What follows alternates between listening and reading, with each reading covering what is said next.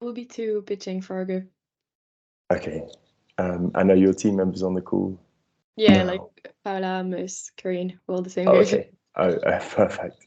Um, yeah, so what I thought we could do today is I'm going to kind of reflect back on a few things that maybe I've learned over the last kind of 10 years of startup competitions, including, answering as a team versus answering it as an individual.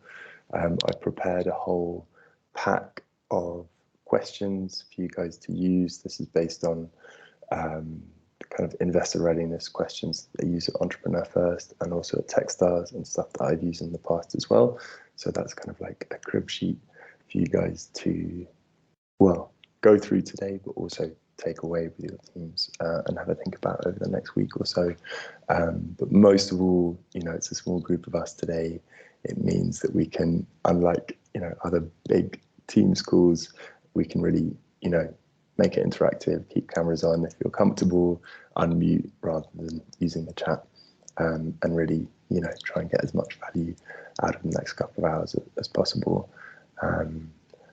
My voice is somewhat lower than it is usual, usually because it is very early in the morning where I am now, and I don't want to wake up the guys I'm staying with. But yeah, so to think about some of the things that I've learned. So the reason I asked about people who are not just solo founders is I have been on stage with multiple founders and we've all tried to answer questions at the same time. And I wish, with hindsight, we'd really thought about maybe like the particular topics that different team members might answer about. And also, I think it's really nice if there is like a CEO who answers, maybe answers like maybe naturally more of the questions, to invite in different members of your team so you feel like a really strong team up there.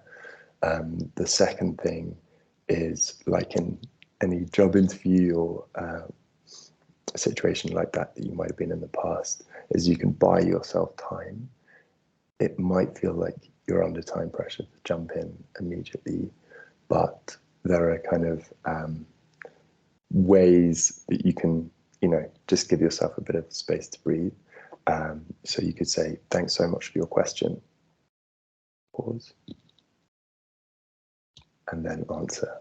Or that's super relevant to what we're working on. Give me a moment to, think of the best way to approach that. And just opening up that little bit of space means that actually your final answer will be much more composed, relaxed, etc. And the other thing is that at your stage, actually, you don't need to know everything. And there is a way of answering questions when you may not know that helps actually frame your answer with more confidence. So you could say, actually, that is a super relevant question, and it's something that we spent the last few weeks really thinking about, and we don't yet know the answer, but the way we're going to approach it is through XYZ. So let's say, how do you make money? Well, we haven't launched our product yet, and there are some variables that we're looking to test. But the working premise we're working on is our customers can pay between £10 and £50 per month as a subscription fee, etc. So you can kind of own the fact that you may not know some things. So as a team, think about the different areas. You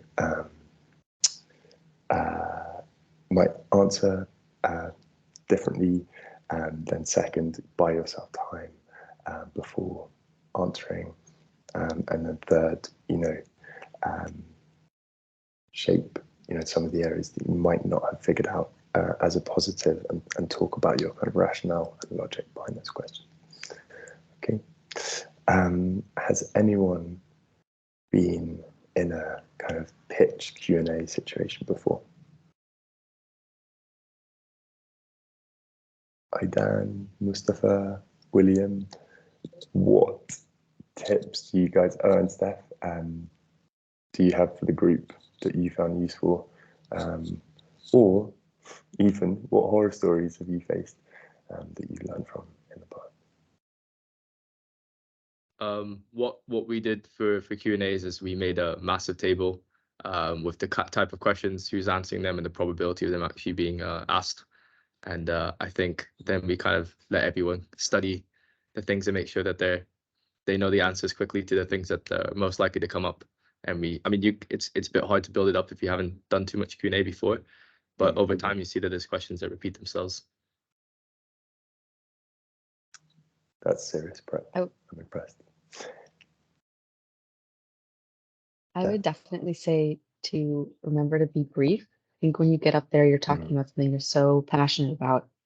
But if you can condense those down, practicing is a great way to kind of streamline your responses. That can make a big difference because then you can answer more questions. Yes, and being brief actually makes it feel like you know more. The more answers you give, the less your credibility, the more your credibility goes down, ironically. I think quite often we probably try and think about like the questions we want to hear, but actually like it's the toughest questions that you need to prep the most for and make sure that you have solid answers. So kind of thinking about like what would be the nightmare question that they ask you at this point and how do you prep for that is quite a good way to make sure that you're not caught off guard on stage. Have you had any nightmare questions? Yeah, I mean, I think there were bits of the pitch that maybe we had sort of glossed over potentially in the past where we could have been a bit more detailed about and sort of try to avoid addressing that because we knew we hadn't kind of done the work, but actually by facing the reality of it, we ended up being more prepared. And I think it was a interesting question, but I think yeah, I'm trying to think. I guess the nightmare question, it depends on who you are, doesn't it? It's like it depends on like what your project is and what the kind of potential setbacks might be for us. It depends on person to person, project to project.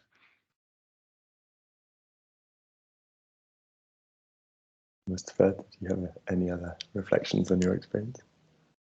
I think when I first kind of start answering questions, I had a bit of a tendency to try be quickly respond. And I find myself when I was speaking, thinking of the better answer to that question because I had time to think about it. So kind of naturally bringing in that element of like a pause to really think about it and give like a really concise answer is better than kind of like blabbing on immediately. Yeah, 100%. I find the way information is structured is kind of like gets you 50% of the way towards credibility. So my advice would be after you've taken a short pause, use one or more one of these techniques, or there might be others out there. The first is to use like a STAR technique. So situation, task, action, result. So it might be, tell us about the story of how you founded this business. Well, I was studying for my PhD at Imperial, and after 10 years of researching in this particular space, I found this problem that needed to be solved urgently. So what I did is I went out and spoke to 50 individuals who were impacted by this problem. The result is we have, etc. So very quickly creating a structure around the problem. It also helps the answer become more concise. And then my favorite of all, the power of three, or the tricolon, keeping answers into either one big point or three. So in a moment, I'm going to ask all of you, I think the key question to kick off the session today, which is if you win the money, how will you use it? And using the power of three really helps structure this. So if we were to win £20,000 today, we would look to invest in three different areas. One, research and development of the product, bringing in machine learning engineers to build out the algorithm that sits beneath our app. Second, to think about go-to-market strategy, bringing in someone to lead on marketing to help us reach our B2B clients. And then three, we would look to invest in X other team member, operations coordinator, whatever it might be. But structuring it in those threes really helps that information land. Okay, so question number 1, how will you use the award money? And feel free to unmute and share your potential answer to that question.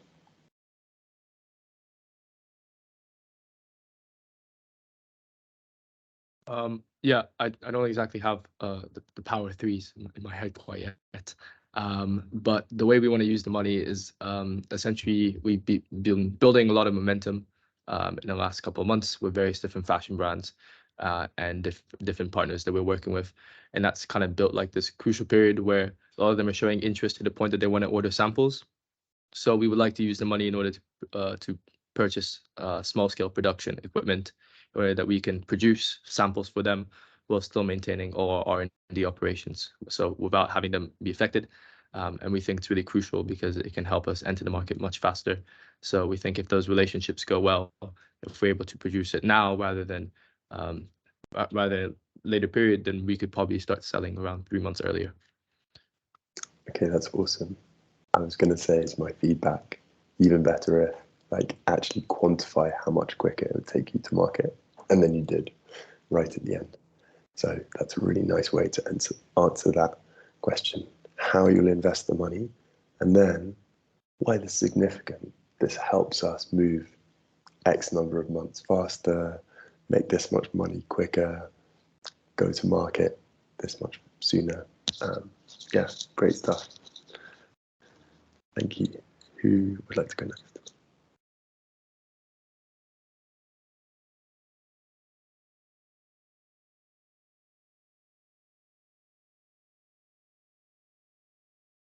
Or can I pick someone? Mary, do you want to jump in? Yeah, sure. So we're building an AI-powered research platform that we aim to like sell to universities. So the first thing we use the money for would be to invest in actually building our database of academic papers and the artificial intelligence that's behind it. So we need money for that. And then to build the infrastructure to actually handle all the step functions for the B2B. And then the last thing would be sales strategy. So actually hiring like a sales lead person to approach universities because we'll build it in-house. So we need time, the 5 of us, to actually like focus on the building of the app. And what would be the outcome of that investment? I guess the main outcome would be that we'd be able to sell B2B straight away, because our initial strategy, if we don't have funding, is that we won't be sure we can handle all the users involved per university. But if we do have the funding before, we could do this like actually before selling to the first university, and it would save us probably a year on the roadmap that we have currently. Amazing. Thank you. Awesome. Very cool product as well. Who would like to go next? Steph? Hi, sorry if my connection's a bit bad. So I'm working on a project dedicated to getting more girls into STEM via visuospatial gameplay. So we're making a product for classrooms to use to teach crucial STEM skills that are currently neglected in the classroom setting. So if we win Mayor's Entrepreneurial Prize, it would allow us to invest in wide-scale R&D workshops, but also allow us to invest more in game development and also hire somebody to start our sales strategy and look into actually more outreach in terms of getting the word out there on this product. And that's really vital for us because it would allow us to really engage in more depth directly with our end users in ways that are, difficult to do when you don't have as much funding, and really align our product to meet their needs. And also just in terms of starting the actual sales process and moving up our sales timeline. Mm-hmm. And what could the ultimate impact be? I think, really the ultimate impact is a product that is more closely in line with the needs of teachers. Teachers don't have a lot of time. And so gaining access to classrooms and to the educational section can be a challenge when you don't have funding. That can make a really big difference in terms of making sure that the product is really in line with user needs. And then, of course, also we're trying to get the word out there about a social problem that's not particularly well understood. And so having somebody who's really good on sales strategy is a really key component of actually engaging in our customers. Great, thank you. Now that we're kind of 3 examples in, I thought I'd kind of reflect on something which goes back to this point about urgency that I think we talked about at the different pitch workshops, and also signposting. There are some kind of strap lines or phrases that helps kind of prepare the judges for the information that you're about to share with them. So with a question like this, you can say, I cannot underestimate the impact that this money can have on the trajectory of our business. Why? 1, 2, 3. The ultimate impact is we will get our product into the hands of our users and start solving that major problem 1 year earlier than we would have done. Okay. So that little signposting statement just makes it land so much. And in this place, you are literally in the business of constantly kind of intimating to the judging panel why they are so important. This is partly about, you know, almost their egos, making them feel that what they're doing and their ability to make an award is super vital. They want to be part of something big, and you're reminding them of how big what you're working on is. Okay, awesome. Juan, welcome. Would you like to jump in with your answer to this question, how you would spend the prize money? Sure. So for context, we have built a carbon negative, fully biodegradable and non-toxic replacement for polystyrene foam. And the reason why this prize would be essential for us is, one, there's regulation coming in to the UK in October 2023 that is going to ban all polystyrene for products for businesses, which creates a lot of urgency into really try to replace their current materials with something biodegradable and carbon negative. So with this money, we will scale up our manufacturing capabilities by securing raw materials and custom equipment. We will also secure our IP and hire the necessary lawyers to get that process going, and also secure a small scale manufacturing space to host all of these things so we can actually launch within this short timeline of 6 months our pilot materials and prototypes that can get into the hands of consumers before regulation actually kicks in. Awesome. Exciting time for your product then. Next few months. Great stuff. Thank you.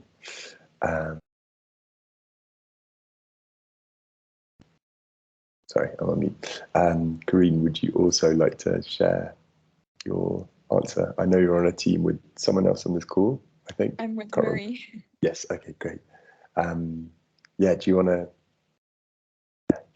give your version of the answer? Yeah, so my version would be a bit similar because we kind of practiced a bit our Q&A. So the money would help us greatly bring our product to market quicker. And essentially, we would invest in building the database. So that's one of the points. The second point would be to handle step functions and sell it immediately to B2B instead of having this bottom-up SaaS and go with B2C first, and hire a sales lead that would help us reach out to universities as we focus on building the platform. And the outcome, if we have funding, like you said, would be to go straight to B2B. Great stuff. Okay, so, you know, the rest of today is basically, you know, like a free-form session for you to ask questions that you might be concerned about, and get the ball rolling, I've shared the list of questions that I think you should be looking to prep. It is definitely a non-exhaustive list, but if you want to take a moment to have a look through there and think, you know, which of these might be most challenging, which of these might we want some input on, or if you have, you know, other questions that you've already had to think about, feel, you know, you might want some input in, you can let me know.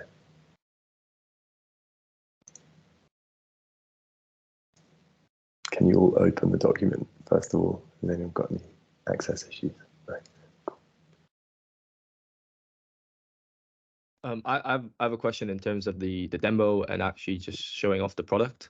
So I wasn't actually able to make the previous session, so I know a little bit from the other co-founder who was there, but I know there was a recommendation to give people like samples during the Q&A rather than when we're speaking to like avoid anyone getting distracted. But when we are talking, so there's only like the logo behind us, but is there like a little table where we can place something Yes. to show it? Okay. Belle, Don, who are on the team who are setting up the room next Yeah. week. I don't know if you can share more. There's a small table that's sort of a meter high and 30 centimeters in diameter, if that suits. Yeah, that's how big it is. I don't know if that's sort of suitable for you, but yeah, we would suggest, obviously you might want to have someone there holding or showing if it's too big, but we would suggest to sort of not to draw too much attention towards it, to have it in the Q&A, and maybe we can get someone to hold it for you, or another team member could hold it for you, whatever sort of you think would work best. Yeah, you know, I think that size makes sense. What about also using that table not for actually showing the product, but also showing something that's visually engaging, let's say as like the hook to the presentation. Say you're trying to show like the impact of the fashion industry, and you might have certain samples of clothing that are typically have a very strong environmental impact, and you want to show a pile of it or something. Is that something that's kind of okay, or is it really just to actually show the final product?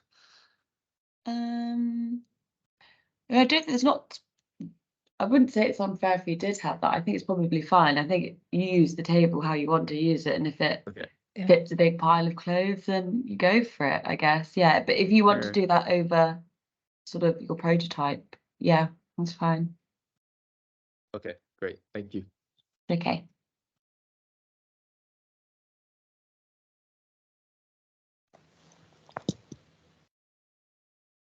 Any other questions you want to can I think just ask about now? a question around that? Sure. Can I just clarify, we can't show like slides though or anything on a screen, can we? We can only like have something on that table that's like a physical item. Yeah. So like as they were saying, they could do like a pile of clothes instead of their prototype sort of thing. Okay. Yes. Yeah, no slides. That's fine. If you're bringing anything large or any kind of I don't know, sharp equipment or whatever, please let us know as soon as possible, as in today, so that we can let security know. Any sort of sharp objects, chemicals can't be brought in. But if you've got anything big, just so security is aware that that is coming in, that would be really helpful. But you need to let us know today. Okay, thank you.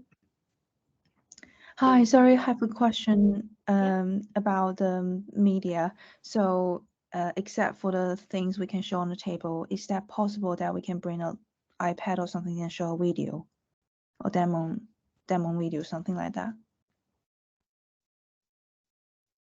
I think that can work, but I don't know if you want to use your 2-minute pitch to do that. Because again, you've got 2 minutes to kind of speak. That might be something that you use in the Q&A. Oh, okay. Yeah. And thank also, you. if it's on an iPad, it might not be visible. So you will need to go up to the judges and show them that. Yeah, I would probably advise Alright. against that if it's going to take up a lot of time, which would be very efficient within your pitch. Yeah, understood. Thank you. Don and Belle, what's the total time limit for Q&A? So we've got 2 minutes for pitching and 5 minutes for Q&A. Yeah. Yep.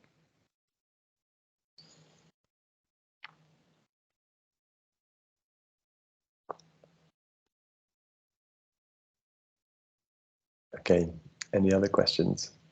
Otherwise, I'm going to kick things off by pulling out a few questions from that list I've just shared.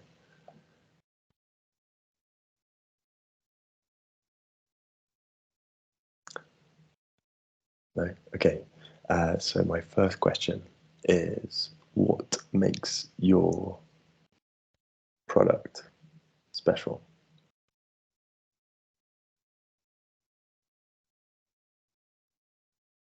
Feel free to put your hand up and have a stab at answering that.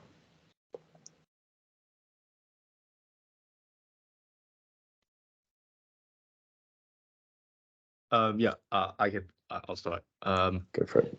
Yeah. So what makes our product special is that it's essentially the only material that can be scalable, affordable, and sustainable. So by working with a waste stream, it significantly reduces our operating costs and allows us to easily scale to a global level. And by reducing operating costs, we can actually afford to use a truly sustainable process that doesn't use any harsh chemicals, which is what's common with other manufacturers. We've also specially engineered our fibers so that they can retrofit into existing infrastructure, meaning that the cost and time to switch over to our solution is very minimal. And finally, our material has all the desirable properties for mainstream usage. So it's soft, it's durable and washable. And this kind of package is not something that's found with any other material at the moment. Very cool. Do you have any patent protection? We have just filed for a patent last week. I would include that. Okay. Is that yeah. Like with the, but not specifically for this answer, or if you think it is relevant for the answer? So I expect many of you will receive a question like this or equivalent to this. Yep. And this question, what makes you special, can also be interpreted as what will help create and protect market share for your idea. Right. Okay. So, people talk about what makes you innovative. This is basically like, how are you going to completely kind of crush the competition, right? Mm-hmm. Okay. Yeah. And there's different ways of innovating. It might be around your product, it might be about your business model, it might be about your operations. So you talked about the efficiency of your operations. It might be about some innovation around your go-to-market strategy. But to be able to say, we build our product cheaper and more scalably than anyone else, that is a huge advantage, because fundamentally, one of the things you might be able to return to your users is that you will be lower cost and quicker to market than everyone else. Equally, if you say you're patent protected, that means that other incumbents actually can't enter your space or do what you're doing, because that product has that protection. So that's another way to create what is called a moat. So like an old-fashioned castle, a way of protecting your space within the market. Yeah. Does that make sense? Yeah, that's really useful. Thanks. Cool. Who's next? Who would like to have a go at that answer? I don't mind going. So yeah, like for et al, our research platform integrates the entire research process in one place, which makes it really different from all the competitors. So from the research question definition to the final referencing of their work, it enables collaboration. So for research groups, it really facilitates this without having like a Teams group, etc. And then our interface is also really intuitive. It's designed by students who actually carry out research and know what the pain points are. And then I guess for the competition in terms of the AI, our differentiator is that we preserve academic integrity. So we're building it with the expertise of professors, and we will gain credibility by selling to universities and probably Imperial first. So that's kind of how we'd like differentiate from the competition. That's great. Thank you. I've got two follow-up points. So the point about the intuitive design, I thought the most interesting thing here was that it was actually designed or co-designed with your users. So you're not, forcing some features and design features on your users. It's actually them that designed it. Most people don't do that. That's very, very cool. And then the second is that you mentioned AI, but I kind of wanted to know how that might kind of protect you within the market. What was special about the AI? Yeah, like, do you think if it's something we mentioned in the pitch, because we have a section on AI in the pitch, like, do you say it again in the Q&A, or would you just repeat? You wouldn't. I mean, I don't think you need to repeat yourself, but if there's additional stuff that you might not have mentioned, then you can bring it in, or you can say, as we mentioned in the pitch, the AI does this. One of the things that, I don't know how your algorithm works, but it might be like, actually, the more that our users are on the platform and use it, the smarter it gets, and the better their experience gets. So this is also about like a moat that if I'm a user, if I'm a researcher on your platform, and the experience just gets better and better the more I use your platform, the likelihood of my churning or dropping off the platform and going to competitor goes down. So that is another way to protect your market share. Okay, thank you. Who would like to go next?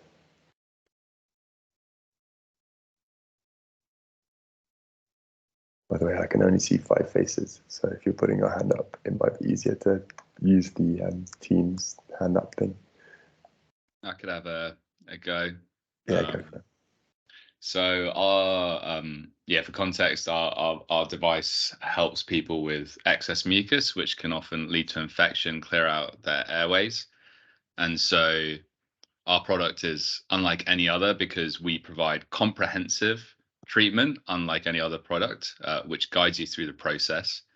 And on top of that, we have our own proprietary technology, which not only guides you through the process, but also learns about your lung health.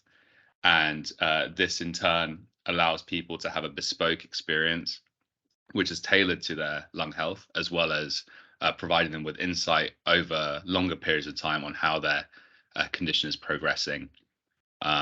We haven't filed for a patent, but we are in conversations with lawyers who believe that this technology is patentable. And so I guess going back to the other question, we would use the money here to file for a patent and build that moat to ensure that other competitors aren't able to steal our technology. That's great. Really, really good. This is just an idea, but to kind of reinforce this point, sometimes you might want to add in a what's broken about what already exists comment before talking about your product.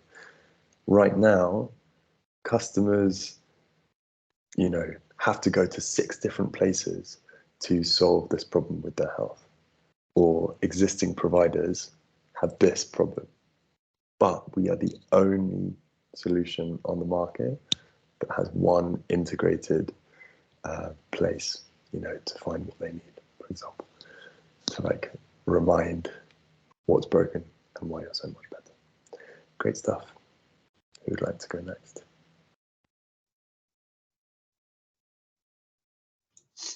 If you can hear me, can you hear me? Yeah. Yes. You can go. Hi guys. Hi Ed. My product is a vertical garden module, a living wall module, if you know what that is, hopefully. Typical living wall modules are designed as discrete plastic pots with little to no soil, so they require constant maintenance and care to keep the plants alive. My product is a patent pending design and unique in two fundamental ways. And the first way is that it's designed as an ecological network with long tubular forms that hold 10 times more soil, requiring much less care than conventional systems.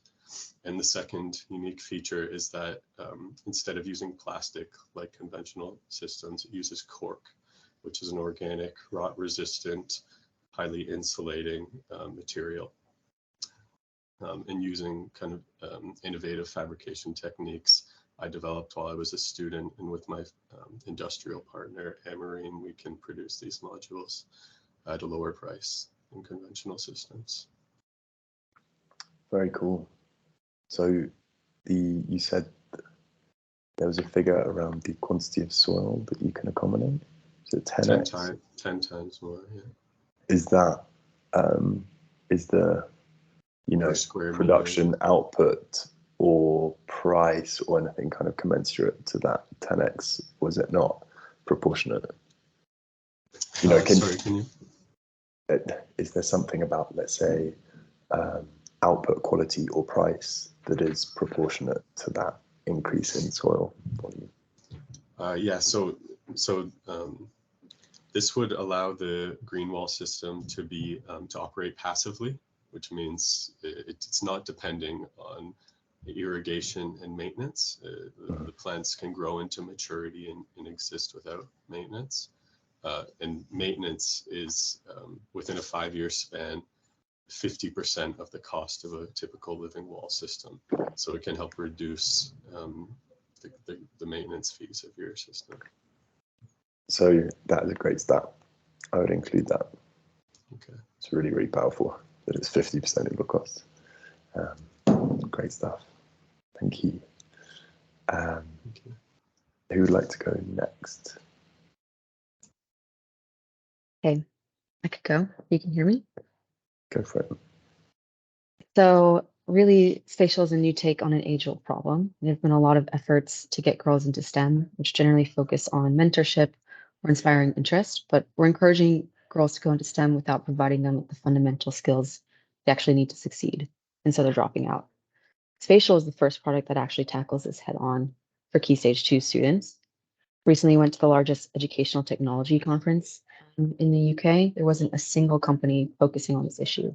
So we do have a first mover advantage. And really what's unique about us is we're providing a plug and play solution that educators can immediately employ without training or curriculum development. We're poising ourselves to become the leading experts in this area and actually building out learning trajectories and curriculum that doesn't even exist yet. In terms of protecting our product, we're going to pursue copyright. Obviously, this is not, maybe it's a little bit of a different category from some of the other products in this competition. So I'd be curious to hear your advice, Ed, on how to approach that, since it's not really like an IP rich area. Yeah, interesting. So it's, I would say, well, first of all, I'm not a lawyer. So I want to caveat advice about this by saying that first. But in terms of like what protects you in this space, the copyright, other players could come in and do something similar. So it's maybe not something that would protect you so much in terms of market share. But so your space, the education spaces, so you're working with schools? It's huge, yeah. Parents? Sorry, selling to, I mean, are you selling to schools and parents or just schools? Our main focus is schools, but certainly parents could buy our games as well. So, so I've got quite a long background in selling to schools and parents, and it's hard. I would say a really great, so your plug and play thing as a teacher, I'm like, thank God someone's thought about how hard it is to prepare schemes of work and curricula and stuff. Thank you. I love that. To think about protecting your, market share and growing it within schools, like thinking about how you get your foot in the door and how you continue to work with a school, which is basically like business model innovation. So, you know, it might be like you pilot with a school and then you have like bolt-ons each year or something. I'm like inventing stuff, but being able to secure long-term, like multi-year partnerships with a school is like such a great way of protecting where you've got to within the school. So that thing about like business model innovation around schools, because they're such, you know, they can be a really tricky customer to sell to. I think that could be a real really strong point. So you can say you've got first mover advantage. Second, you've got like really bespoke solutions tailored to the needs of those actually implementing it. And then third, you've got an approach to actually like getting locked in to the way schools deliver their curriculum. So you'll end up having like multi-year partnerships with a school. The benefit of that is huge. I saw a stat recently that selling to a new customer versus an existing customer can cost anywhere from 5 to 8 times more. And so if you're focusing on retention, that is like a massive, massive driver of revenue. And also what investors and other people look at is your LTV, so your lifetime value per customer. So if you sell to a school for 1 year, they give you $5,000 or something, cool. But if you can say, actually, typically a school stays with us for 3 years, suddenly your LTV is $15,000. That's a really powerful thing to be able to say. Okay. Who's next? I can do next. Yeah, go for it. Yeah. Well, and my context for hardworking people, the sound localization is a constant struggle for them, but there's no mature product to tackle this problem. So my product is the first argument reality interface, focusing on the deaf people, the sound localization issue for them to intuitively see the sound around them to provide a safe environment. Yeah. And I think that's the special place of my product. And now I'm working on the IP protection part, and then also the font will also use on the IP part to protect this like product. Yeah. Great. It's really exciting. I would say, you know, my first reaction is you're underselling what you're doing, and you're using AR in an extremely innovative way. But I wanted to know more, and I wanted to know why that was important to those hearing impaired and deaf users that you're serving. So can you tell me a little bit about, you know, why, you know, if I was a hearing impaired user, why the AR would transform my life, so I would continue to keep using this product? Yeah, I will bring the prototype to the stage. So I think I will like do the live demo to make people see how it really works when like there's sound around. You will see like the visual things on the screen. So yeah, to demonstrate how it works. Okay. Is that something you can describe verbally as well? So basically it is like the glasses. You can see if the sound comes from different angle, they will show the visual part. For example, like if you're walking down the busy street, the car flashing by on the side, you will have the visual cue to know to avoid the dangerous for them. Yeah. So in my like uninitiated mind, it's like you are actually giving those users, you are replicating a sense that those who are not, you do not have that disability benefit from every day. which is spatial awareness. Yeah, and like the communication, for like they can more easily focus on like who is speaking to enhance their communication experience. I mean, that is transformative. That's super exciting. Okay, thank you. Great. I think there's a couple of other people who we haven't heard from just yet. I think Shira's on the call. Juan Ignacio. Yeah, I can go next. So what makes our product special is that it's essentially carbon negative, which means that we remove more carbon dioxide that is emitted through our overall manufacturing process.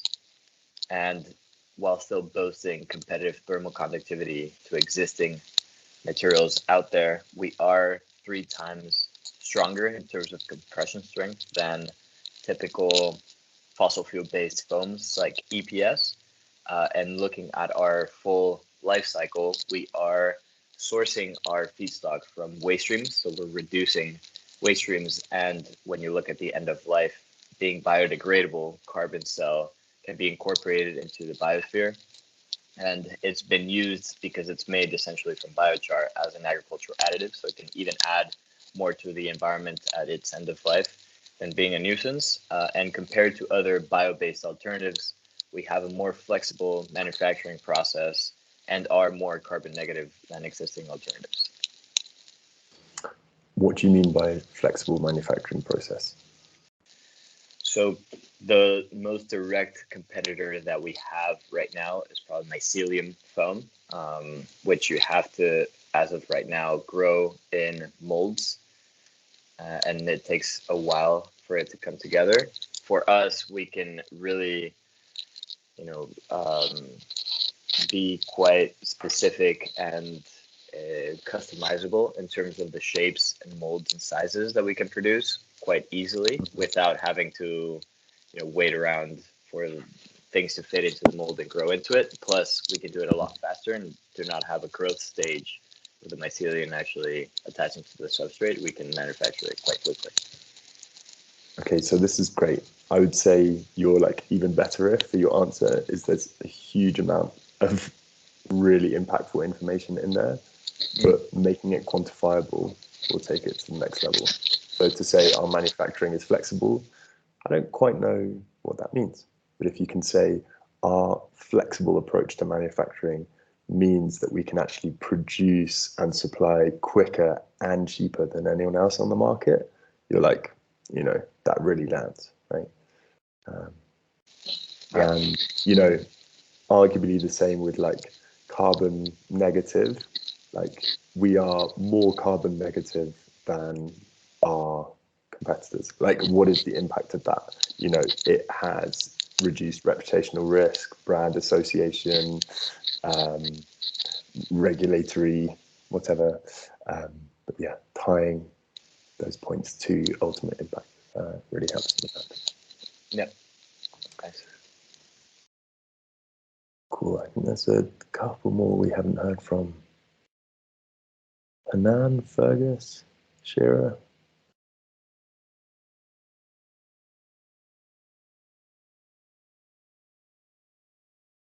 Ori.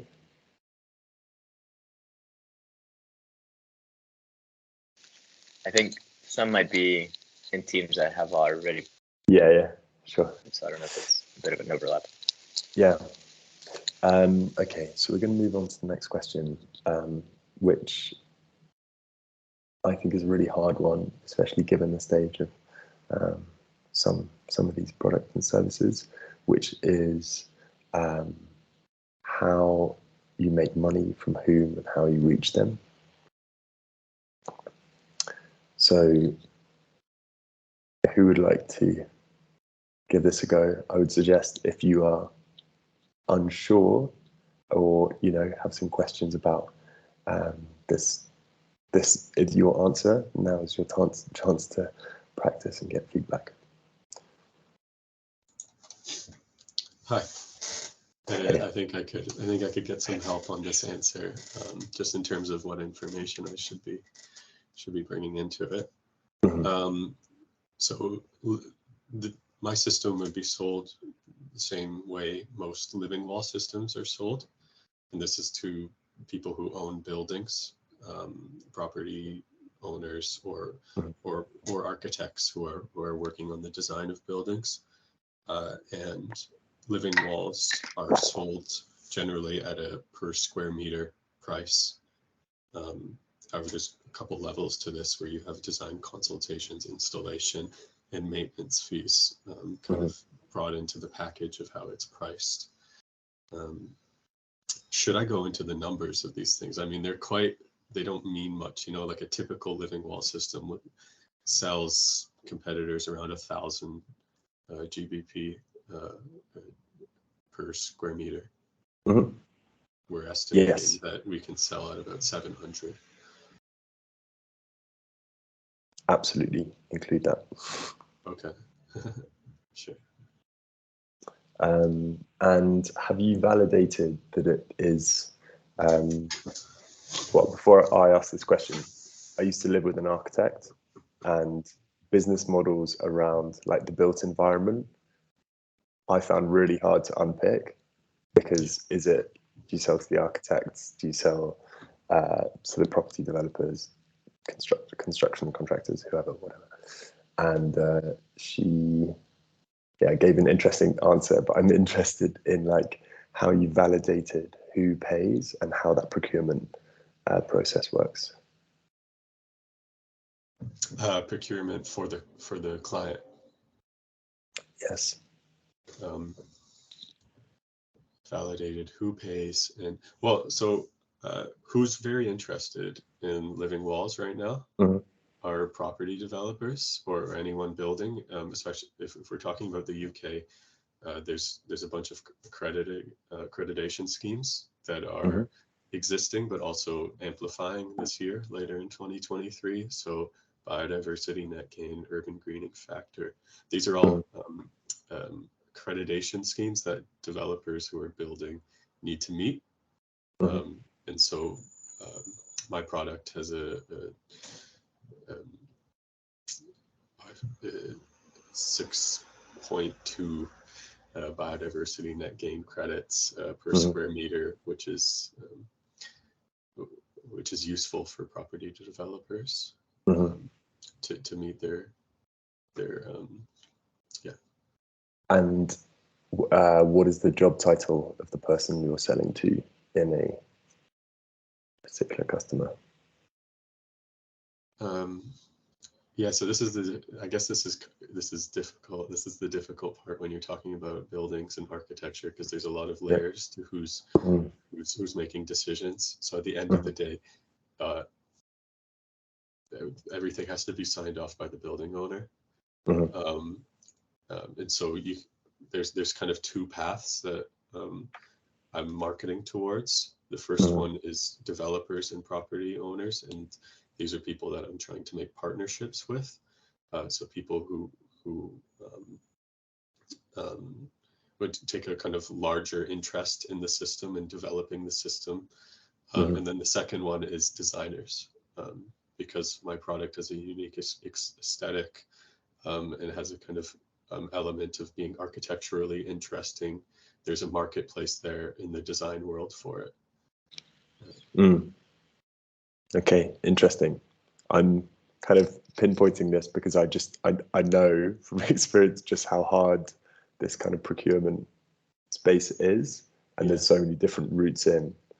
And yeah, my flatmate actually talked about the importance of going into architectural schools and like educating people from the point of study about potential, materiality or technologies that they could eventually kind of bring into their careers, which I found interesting.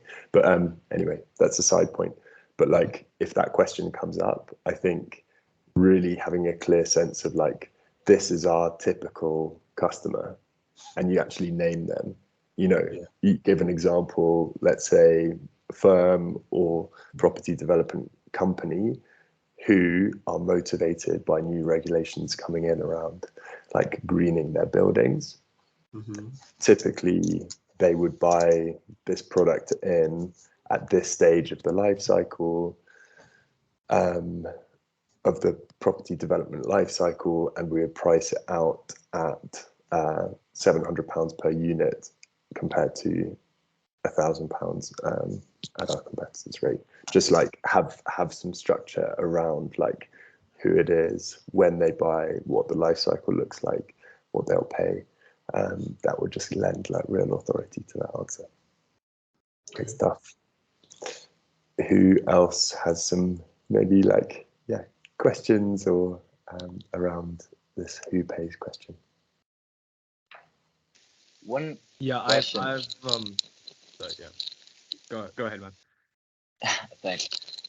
One question is around the fact that I think most of us are pre-revenue, but we do kind of have this pathway towards the future of eventually making money and being financially sustainable. We might have different timelines, and there could be a gap between now and when we might actually start making money, and the business model might shift. But what would you say is a good strategy to have this kind of like, initial hypothesis and projection into how this might happen, and kind of say it quite confidently? Yes. Or admitting upfront that that's something that you'll figure out as you move along. Yeah. Well, there's a few things I'd say to this. Like, I can tell that some of you could possibly be classed in the kind of deep tech or R&D intensive space, and naturally, your product development life cycles, your go-to-market, those time horizons are extended, and the judges are not expecting all of you to be making money in like a year's time or 6 months' time. Like, that's just not, how some businesses work. But I think, here, and the second part of what I would say is that, as I always say, startups, you're kind of like in the business of assumptions, but like creating credible notional futures that evidence or validate your assumptions, right? So like the other part, the like part two of this question is like, what traction have you had? And I see answers to that question that I like more than others. So some people, if someone said, what is your traction? Some people might say, oh, we've won some awards, and oh, we raised some money from friends and family, whatever. Like, investment and awards prove interest in your product, but they don't validate user and customer demand in your product. And ultimately, traction is about proving that your business is commercially viable and there is market appetite for what you're doing. So Juan, in your case, I don't know like what tests you've done around your assumptions. Have you put up a landing page and driven people onto that landing page to sign up to be a first user? Have you started having like industrial pilot conversations? Have you got anything that might look like a letter of intent? How have you gone about validating the market demand for what you're doing? So I think there's two sides of it. There's a supply side of things from our raw materials and those partnerships that have proven to be quite interesting, because as we're sourcing biochar manufacturers as a business model are selling carbon credits, and the only way they can secure the carbon credits is that they have to ensure that the biochar itself is being used in a stable form and is not at the end of life burned, for example. That kind of negates the entire point of it, and our material offers that possibilities. From the supply side, there's interest in using the raw material in our product itself. And then from the other stage, as a business model, we're going to start off with our beachhead market in thermal packaging. That is relatively low volume but high margins, so that we can actually. I'm sorry, Steph. I think you might have unmuted. Oh, sorry. I just hear Nice. Cree in the background. That's fine. I've been in that studio. So with thermal packaging being low volume, high margin, for example, high upscale wine manufacturers, there has been proof that they are interested in bio-based alternatives, and they can, use our product to tackle regulatory pressure that they're facing, while also tackling some environmental concerns they might have and lower their footprint as well. And then overall, our North Star is this massive market of the built environment and replacing polystyrene foam and insulation at a much larger volume as we scale our manufacturing process. And the idea is that we're going to actually pilot with several industrial manufacturers and co-develop our solutions there first. So that's, the thing is, that would be the answer. We don't have specific, numbers or metrics. Have you had any conversations? We've had a lot of customer discovery conversations. Don't have any official letters of intent yet, but there seems to be. So it sounds like you're going to say, sorry for jumping in, seems to be appetite. Can you say from 50 customer discovery conversations, we actually signed up 20 and added them to our CRM, or that we moved on to the stage 2 conversations with 60% of them? Even that kind of statistic lends credibility to what you're saying. Cool. Excellent. And so you can combine your kind of macro operating environment knowledge that you just shared with and in our case, we know from our customer discovery conversations that, I think that could be really strong. Okay. We're just gone past 5 past whatever time it is in the UK, 11. So should we just take a 3-minute comfort break, go and grab a tea and coffee? Feel free to turn your cameras off, and see you guys back in a bit. Have a think about questions that you want to ask, because we're going to have 45 minutes left. I've got a bunch of prompts that I want to ask you, but please do bring back the questions that you maybe are concerned about answering next week, and we can walk them through. Thanks a lot.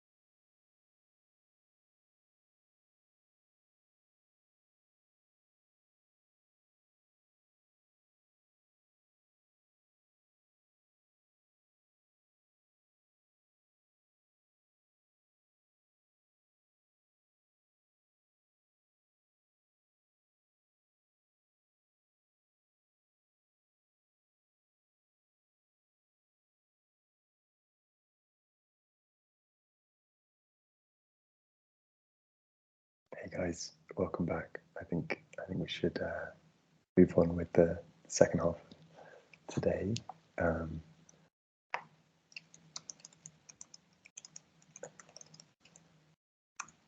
just written a comment in the chat.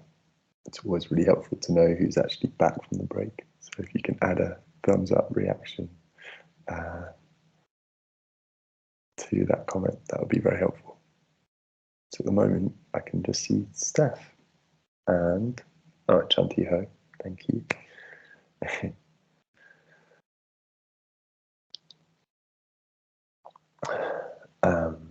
And yeah, while we're waiting for the others to come back, Steph and Chanti, I don't know if you want to answer the question about who your customers are and what your go-to-market strategy is. Yeah, okay. Sorry. Yeah. Okay, you can go. Steph, you go ahead. Sure, thank you. Yeah, so obviously I'm selling to schools, so it depends. In public schools, typically it's a head teacher that's doing the purchasing.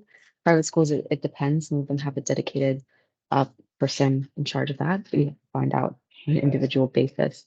For selling procurement in the school environment, the Department of Education has created a scheme called Get Help Buying for Schools. So that basically is giving a stamp of approval to products that it's high quality and worth the cost. That involves a tendering process. About 70% of public schools in the UK do use this service. So we will be targeting tendering and approval from the DFE. But in the meantime, we will pursue private institutions and academy since they have more freedom in their purchasing. And that will allow us to build out pilot programs and also build out those long-lasting relationships with those schools. We plan also to use an inbound marketing strategy. So one tactic in education is to provide free resources and publish free content to begin, again, building relationships, getting the word out there and helping schools get involved with the issue. Lastly, we've started some preliminary pricing models. So we're looking for a subscription-based business model and planning to sell our software somewhere at around £25 per person at this time. A person being whom? A teacher? Student. For student. Student. £25 per what? Year, month? Per day? year. Yeah, Sorry. okay, great. Great. Yeah, so I'd clarify those 2 points. In terms of publishing content, which channels would you think are most effective in terms of reaching teachers and schools? Great question. Certainly social media comes to mind. There's a lot of content that gets put out on things like teachers' Facebook groups. Which one? I mean, yeah, okay, Facebook. TikTok. Yeah. TikTok is very popular. There's a lot of educational content, especially with younger teachers. And then lastly, Twitter. Twitter and Instagram would be the other two that you would leverage. Great. Really good answer. And I thought I could really pick on you because yeah, I've got a background in this. I would say aside from the Q&A stuff, in terms of inbound lead generation, really figuring out where your customers hang out is key. Yeah. Because we did a whole bunch of different experiments. And again, take everything I say with a pinch of salt because it's for you to do your own experiments. But teachers don't use LinkedIn. Some use Facebook, but kind of don't want to blur it with work. A lot, it was really hard to find a kind of comprehensive social media strategy for inbound. Anyway, interesting. Were there any channels that you thought were particularly good for engaging them? Well, actually, so you said head teachers pay, and that is often the case. All the bursars hold the purse strings. But so I used to work in STEM, work for a STEM kids STEM education startup. Yeah. And actually, one of the most powerful things was to have champions who don't pay. So heads of computer science, heads of physics, heads of maths, who just bang on about how much they love what you do the whole time. And so they actually act as your champions within the schools, which can be a really powerful thing. So when they go to departmental meetings or when they speak to senior leadership teams, that can be really powerful. And PTAs, so parent-teacher associations as well, can be really powerful voices to influence schools to invest in particular areas. Yeah. So there are a few different things to think about. Thank you. Awesome. But yeah, really well structured, coherent. Brilliant. Shanti, do you want to go next? Yeah, I can go next. So for how I make money, my currently business model is that to provide my focus customer is hard of hearing people, and current business model is to provide one-time purchase and continuous database update for them. And for the price part, currently I set up to 249 pounds is the one-time purchase, because this price is compared to currently like AR classes things. But we also want to provide like the affordable for like every hard of hearing people. So I compared the currently like hearing aid, it's like the £1,000. So I think this price, the 250 pounds, is comparable, affordable for other people to have that. Yeah, and it would be, just so I understand, it would be a complement to the traditional hearing aid, right? Yeah, this is like kind of hearing aid for deaf people. Yeah, that's the plan I have now. And tell me about the software updates. How much they would cost? Okay. So currently, my product can just distinguish like the dangerous sound. So the software update part, people can use like we will continue update our database, like collecting different kind of sound. So the users can edit or choose what kind of sound they want to edit. For example, like someone calling his name, or if they working on the dangerous environment, like the machine sounds. If they want to add it, we can keep the database update to meet their requirement. But that's not charged. It's just for the first buying the smart glasses. Yeah. Okay, so the one kind of revenue model is through selling the hardware. Yeah. Great. Have you spoken to any potential buyers? That's a good question. I talked to them, but I haven't discussed with them about the price things. Yeah. Because are you selling direct or are you selling through retailers? Good question. And now I'm like try to reference like the hearing aid selling model to see how they like sell their product to the hard of hearing people. Yeah. Yeah, to see So if it's something similar.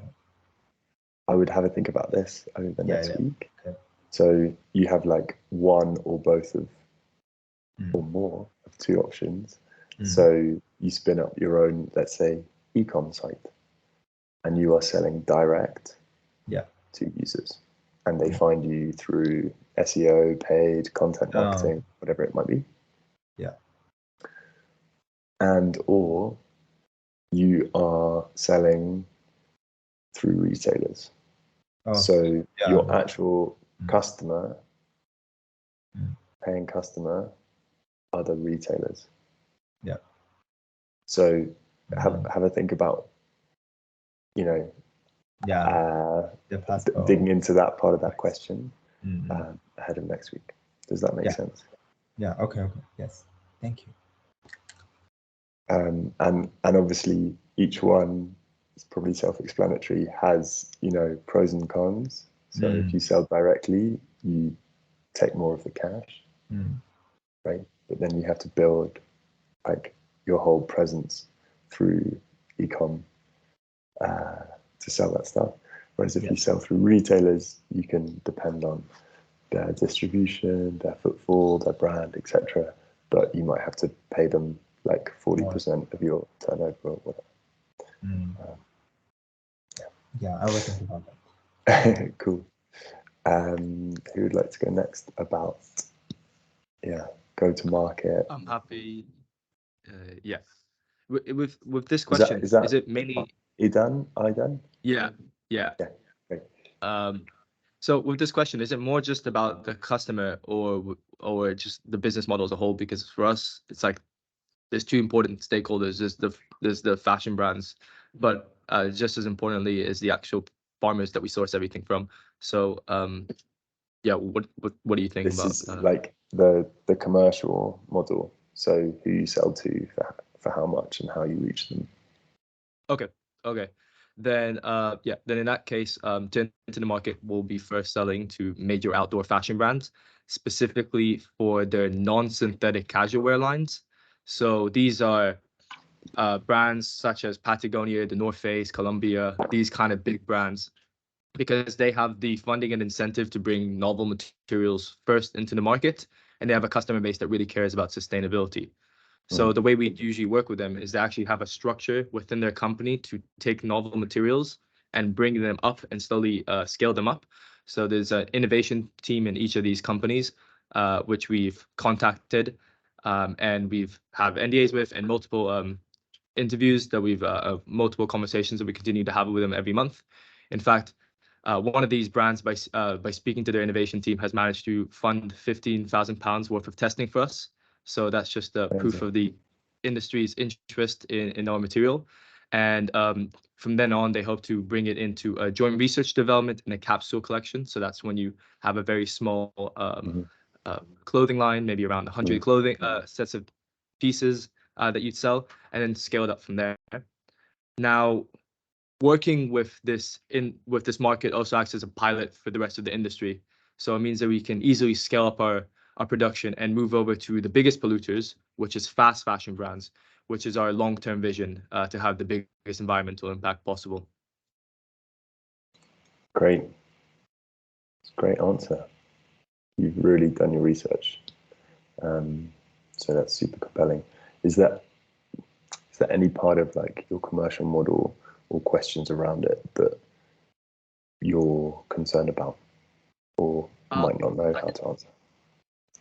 I think one challenge for us is the actual speaking about the price, because although like our entire narrative is that we are actually affordable, which is kind of the long-term vision for us, because we do have that scale and our production costs aren't too much when we do work with large quantities. Right now, it is going to be quite an expensive product. So I feel like by kind of explaining that answer that we're selling to these brands, it kind of goes against the rest of the narrative I have in my presentation, because it's kind of, this is the short-term market, but in the long term, we're going to move on to a much larger market where we'll have to be cheaper. Yeah, I mean, I think in answering that, talking about that two-phase approach is fine. You know, like when you first go into the market, you just don't have the economies of scale to do things at a low cost. So that is understandable. And so you can say, you know, we have a clear two-phase approach to entering the market. Number one, tackling existing brands who are literally investing innovation funding into new materiality. And then the ultimate goal, 3 years, 5 years, whatever is down the line, is to go into the bigger high street brands. So I think that's completely fine. Mm-hmm. And do you think I should have said the actual prices that we're looking at? Yeah, because that's the reason I didn't really include it, because we're estimating in 2 years' time we will be around 7 times the price of cotton. Whilst we're going to bring that down considerably. So I didn't really mention that for that reason. So you can say at scale or at maturity, we believe we will be selling our material at this amount. Okay. And I think it's kind of nice to do as a comparison against the price of cotton or synthetic fibers, whatever. Okay. But yeah, that gives you license to like sell that notional future rather than say like now we're going to be 7 times more expensive. It's like, you know, it's harder to sell that. Does that make sense? Yeah. Okay. Yeah. Sweet. Excellent. Cool. Who else would like to have a go at this question? Yeah, I don't mind going for a group. So our business model mainly relies on a B2B subscription with universities, with a plan to grow with the help of a B2C on the side. So essentially, our mainstream would be a custom B2B subscription, and the price will depend on the amount of students and researchers in the institutions. And Oh, you've got on mute, I think. yeah, and it will essentially be a yearly contract just for a better cash flow management. And we will leverage our relationship at Imperial, since we are students at Imperial, to have them as our first customer base. And we plan to sell to them in 2024, in Q1 of 2024. And we've already spoken with procurement and the library at Imperial, and they've already agreed to help us co-develop our solution and optimize its building to ensure that it would be used by the students at Imperial. And we're already spreading the word with libraries of other universities, and they are recommending our platform to be used by their students. And tell me what a university might expect to pay on average for a license. Yeah, so essentially it depends a lot of the university and the budget they usually have for research tools. But from discussions we've had, it would range around 80K per year to 100K. But again, it depends on the number of students and researchers and the budget of the university itself. And for universities that we do not have we did not start a conversation with, where we might leverage a B2C approach, so approaching the researchers and advertising our platform to them, and then kind of it would be a freemium model, and kind of gather interest from the researchers and go up to a procurement team within the universities. I was actually bizarrely interviewing one of the directors of tech innovation at UCL a few months ago. And they said one of the biggest areas of investment for their tech team was about speeding up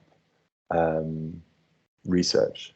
So they said basically the tools available make research incredibly time consuming, and they were able to an extent to be able to quantify basically the value of, you know, 2 or 3xing the speed of research time. Do you have any means of quantifying like the value-based pricing of your product?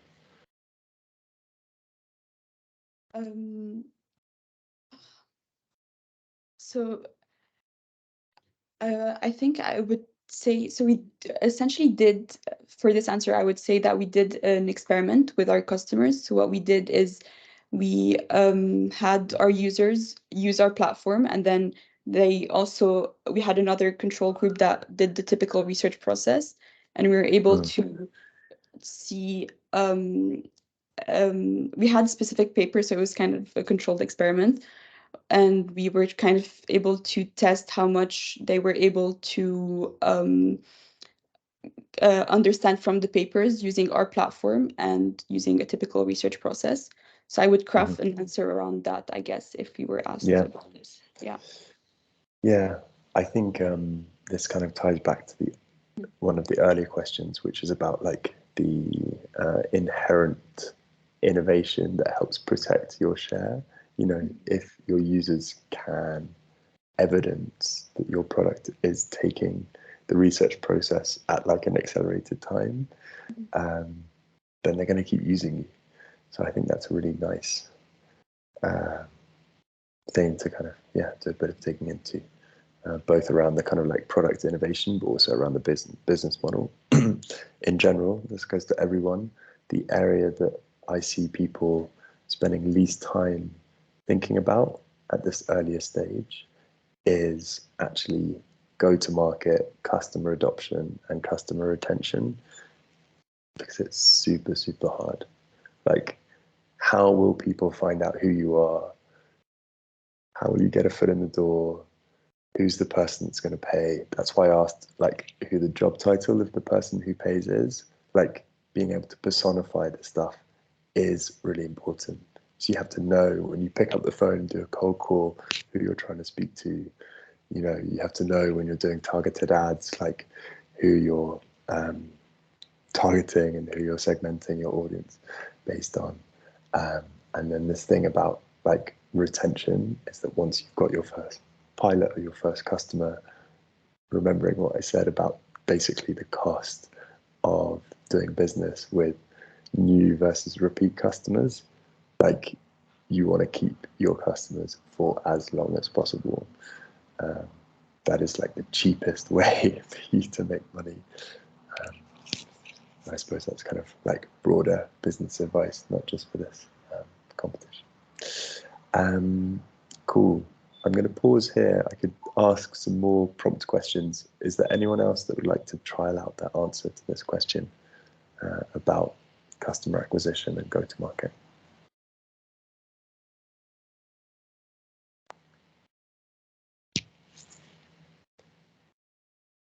No? Okay. So I wrote in the chat a moment ago, what other questions are you nervous about or scared about answering?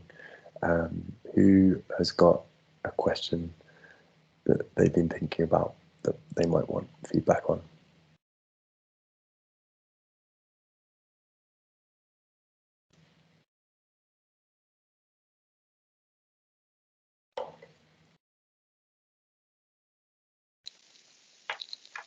So one question that I had, and I think this has kind of come up already a couple times, is in terms of patents and IP.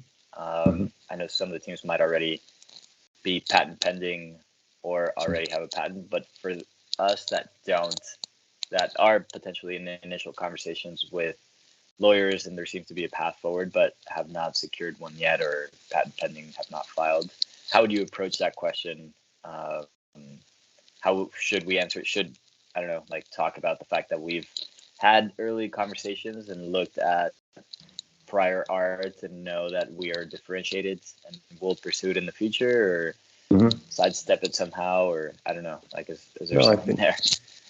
Yeah, I think as basically as you say, you can tackle it head on and say, you know, we believe our innovation is patentable and we're already in early stage conversations with lawyers and patent attorneys to make that happen. I think that covers it off. Okay, yeah, easy enough. Cool. Anything else?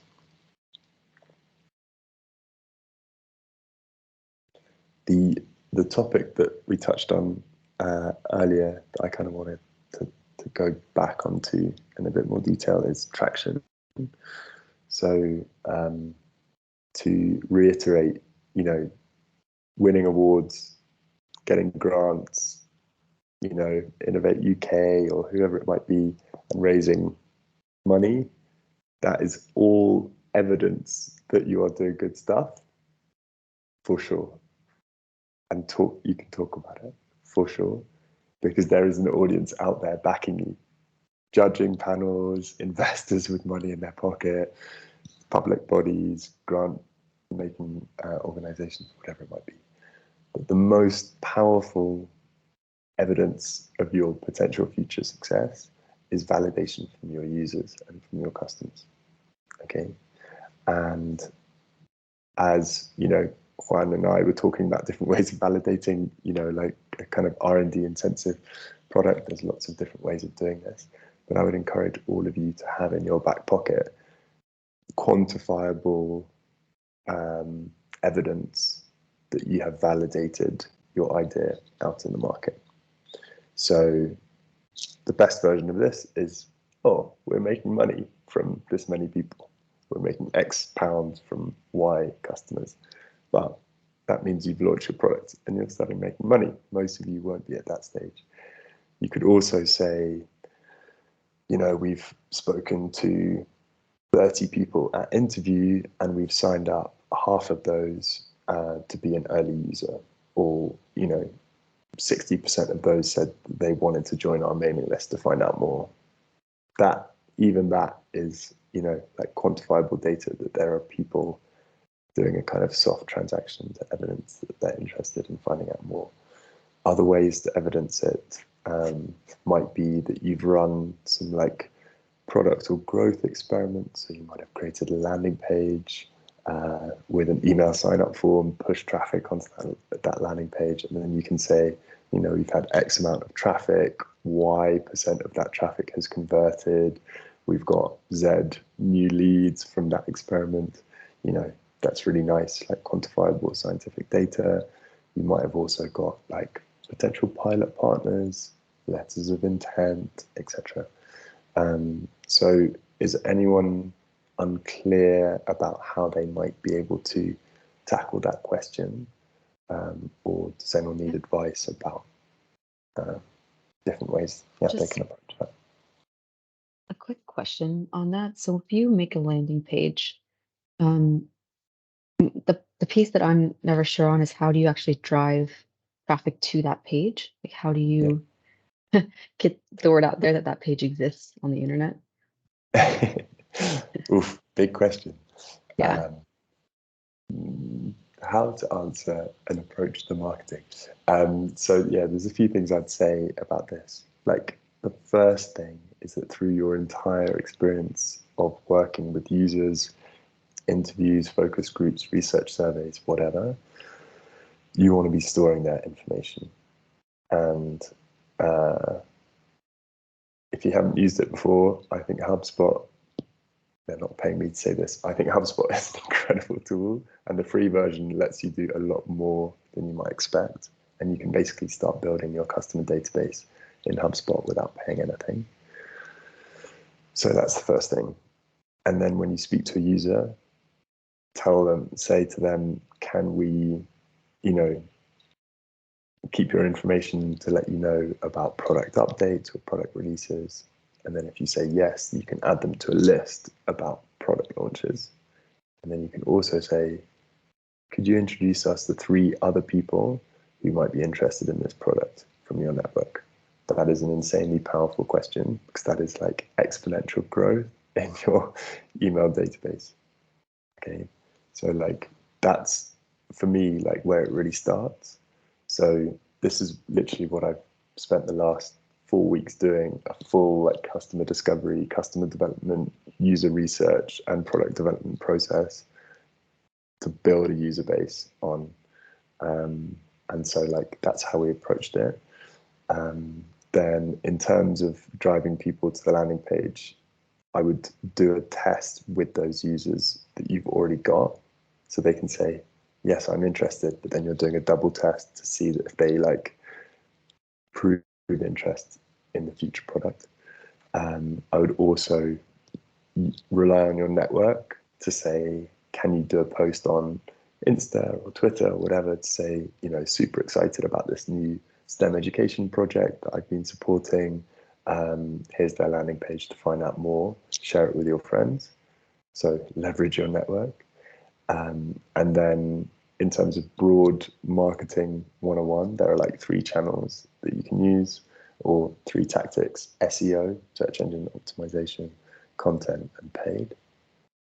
And basically, and again, this is like one person's opinion, but I would never say do all 3, because they're really hard to do brilliantly, and you kind of like dilute the quality of things if you try and do all 3. I would actually choose one initially and do it really well. And at this earlier stage, like paid media, paid marketing, paid ads, super expensive, and you can burn through cash. But when you're doing a landing page, it's really useful to put like 50 to 100 quid behind. Like, I love using Google ads. They're not the most creative, but you can get loads of validation data on Google ads.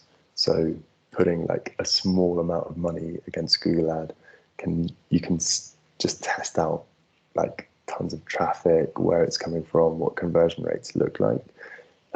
But again, like one person's opinion, I would put my energy into content, because there you can be a lot more creative, you can save money, you can do things that actually create brand value, which paid marketing doesn't do. And SEO, the like payback cycle on SEO is just a lot longer. It might take you 6 to 12 months to see like a return on investment on your any SEO engineering that you're doing. Does that help begin to answer that question? Big, yes, thank you. big topic. But yeah, those are some of the things that I would do. Okay, we've got 15 minutes left. Any other questions about traction? Is anyone unsure how to approach that question? I mean, as a follow-up to this, you mentioned you've been spending the last 4 weeks with customer discovery, which is for our team what we've been focusing on most recently. And that seems to be part of how to answer this question about traction. So how would you describe, is it kind of quantifying, we've talked to X amount of people kind of thing, or is there a different way of describing that you're currently in this, I guess, traction seeking phase and validating your assumption? Yeah, okay, so this project I've just been working on is literally driving towards an investment deck to unlock some investment. And this is the narrative that I would tell, that, you know, over the last 5 weeks, we have reached 80 parents who have expressed an interest in this product that we're developing. Of those, 25% converted to becoming like an alpha tester group. And then of those, like X are now actively operating as alphas. And then of the remaining 60, we have, you know, confirmed interest in becoming like a beta group in 50% of those. So like we can just kind of cut up that group quite clearly. We've been building lists in HubSpot basically based on what people say when they sign up. So you can actually get pretty good data from that kind of customer discovery side. And then so that was from like our user interviews. And then we've been doing like a bunch of other tests. So we spun up like 3 different landing pages with lead magnets and other different stuff. And then again, you can say like, having run a Google ad campaign for 72 hours, we've had X number of signups. Like, that's the kind of data that's useful. I'm also conscious that the competition is in like 5 days or something. So I'm not saying go out and like run a bunch of experiments, but I'm sure from the work that you've done, you will have got, you know, some data that you can tell a story on the back of. Yeah. Is there anything, any other kind of follow-up comment to that? No, that makes sense. It's just, I guess there's, in terms of statistic significance, it might not be like a massive group, but we can still pull some insights of like, we talked to 30 people, 10 of them said they were interested. It's not like a survey that we ran with, 1,000 potential people, but within kind of the range of things, we can kind of cut that up and tell the story. So that's super helpful. Yeah. Cool. Thanks. Anything else on this traction question? Could I ask another question? Sure, absolutely. Yeah, because as a solo founder, do you have like any suggestion on that if the jury asks that about your team, something like that? Because although I have collaborated with like the Imperial College labs expert to develop the technology, but yeah, but as a solo founder, what would you think is better to answer like the question about do you have a team, Yeah. something like that? It's an excellent question. So you have an advisor from, did you say the Imperial Enterprise Lab? Yeah. Do you have any other advisors from the world of research or academia?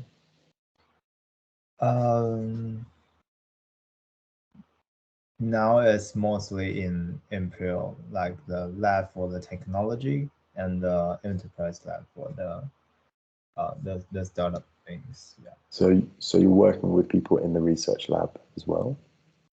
Yes. Okay, great.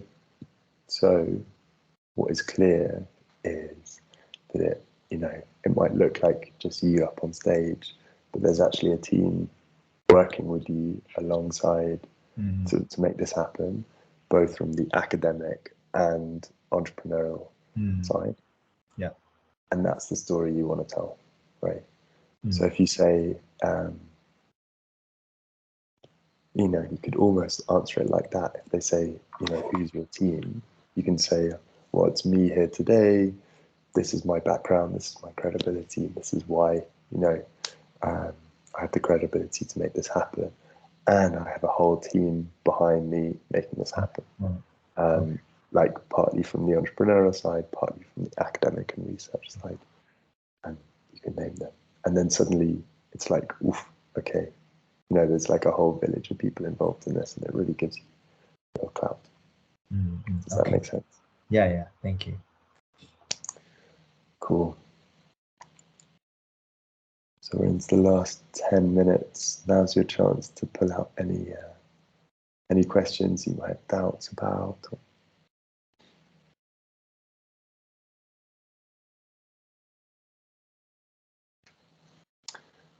One thing that we haven't talked about is risks. What risks might you face in your business? And how are you mitigating them?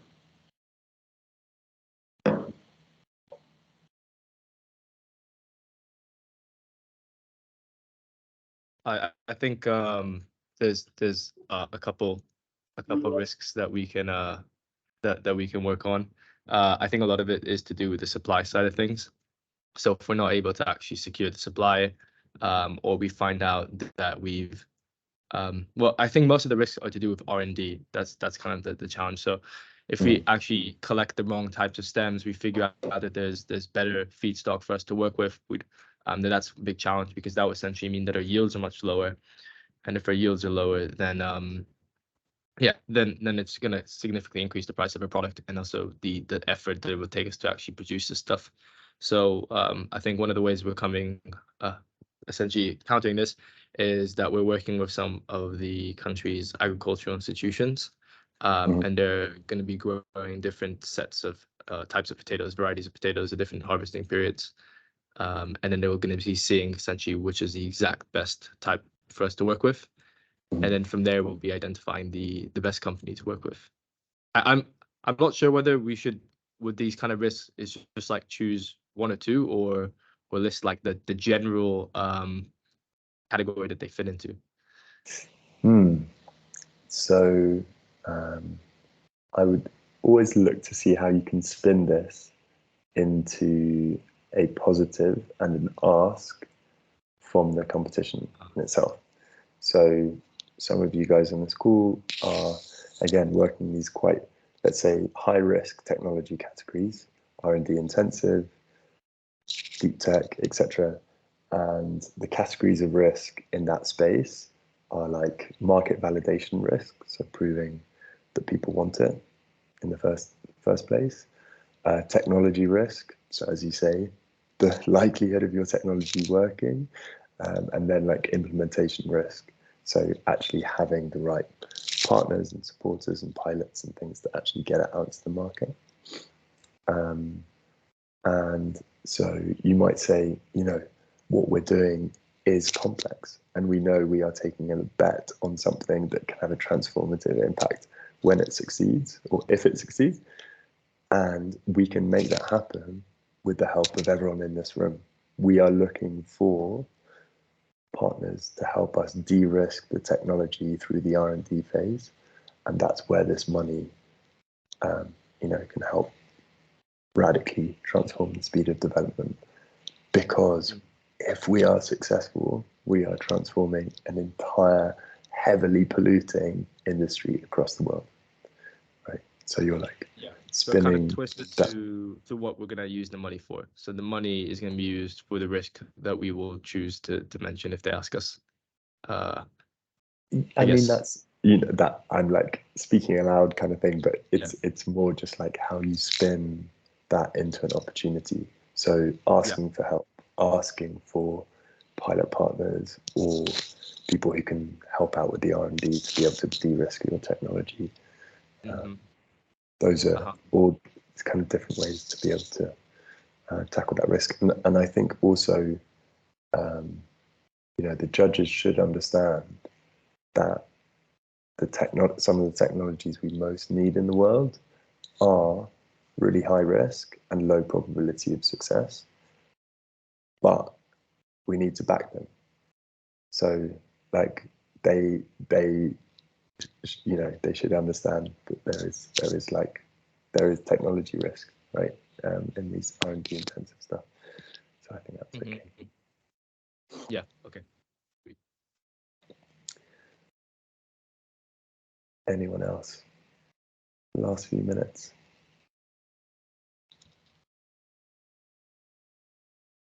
Has everyone got a copy of these questions that I shared?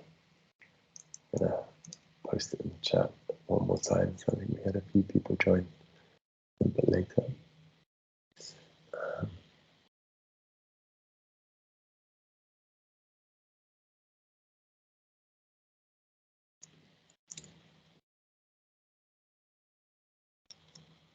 Just to let you know that the recording of this session will be shared by tomorrow latest, along with the slides as well. So yeah, if there are any queries, just let us know, but this will be sent around as well. And you're welcome to come to this afternoon session because there will be other things that come up. So yeah, feel free to come along then too. So it feels like we're kind of drawing to a close in terms of the questions. So I wanted to kind of share some reflections or some key takeaways. So I've put together that list of questions. I actually love what, was it Idan or Idan?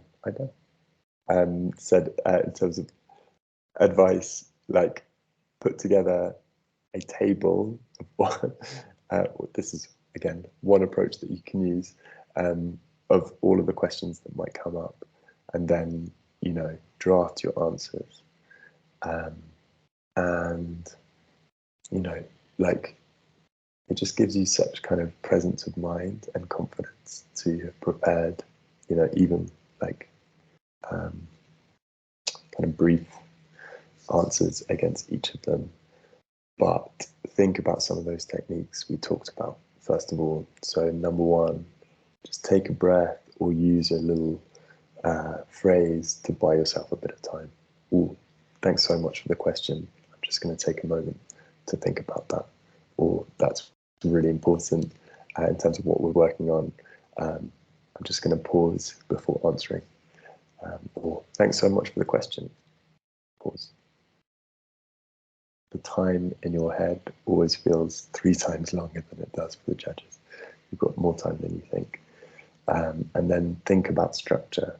So number one, like frame the answer that's coming up. So at the moment, our users are faced with solutions that fail them in these different ways. For example, or I cannot underestimate how transformative the grant from the Mayor's Entrepreneur Award can be. That like signposting comment, then organize your information into the power of 3, or in some cases it might be situation, action, result, but creating some structure around your answer just makes it really have a big impact. And then lastly, for each of these questions, think about the impact. So, you know, if talking about your product innovation or competitive advantage, what impact does that have? When thinking about where you invest the awards that you guys are going to win, what impact does that have in terms of, you know, your products and wider impact on society and the environment? Most of all, good luck. You guys, I can tell you've done so much prep.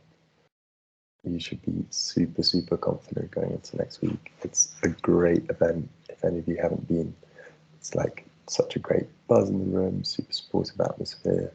The judges basically are there to bring the best out of you. They're not there, you know, to trip you up. And hopefully, you know, on the back of today, you can feel that bit, you know, more supported and confident next week.